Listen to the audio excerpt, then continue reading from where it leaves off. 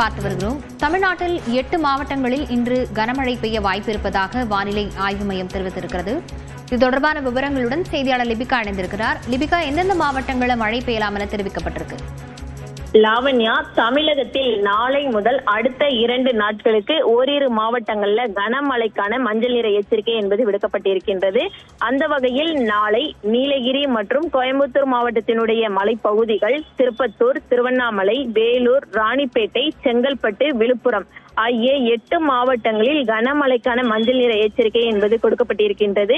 நாளை மறுநாள் நீலகிரி, கோயம்புத்தூர் மாவட்டத்தினுடைய மலைப்பகுதிகள், சேலம், தருமபுரி, கிருஷ்ணகிரி, திருப்பத்தூர், கள்ளக்குறிச்சி, திருவண்ணாமலை, விழுப்புரம், கடலூர் ஆகிய 10 மாவட்டங்கள் மற்றும் புதுவை ஆகிய இடங்கள்ல கனமழைக்கான மஞ்சள் நிற எச்சரிக்கை என்பது கொடுக்கப்பட்டிருக்கின்றது. தொடர்ச்சியாக ஆகஸ்ட் 9ஆம் தேதியை பொறுத்தவரை செங்கல்பட்டு, திருவண்ணாமலை, விழுப்புரம், கள்ளக்குறிச்சி, கடலூர் ஆகிய 5 மாவட்டங்கள் மற்றும் புதுவையில் கனமழைக்கான மஞ்சள் நிற எச்சரிக்கை என்பது விடுக்கப்பட்டிருக்கின்றது. தமிழகத்தை பொறுத்தவரை பரவலாக தற்போது பல்வேறு மாவட்டங்கள்ல கன முதல் மிக கனமழை என்பது பதிவாகி வரக்கூடிய நிலையிலும் அடுத்த 3 நாட்கள், நாளை முதல் அடுத்த 2 நாட்களை பொறுத்தவரை ஓரிரு மாவட்டங்களுக்கு கனமழைக்கான எச்சரிக்கை என்பது விடுக்கப்பட்டிருக்கின்றது.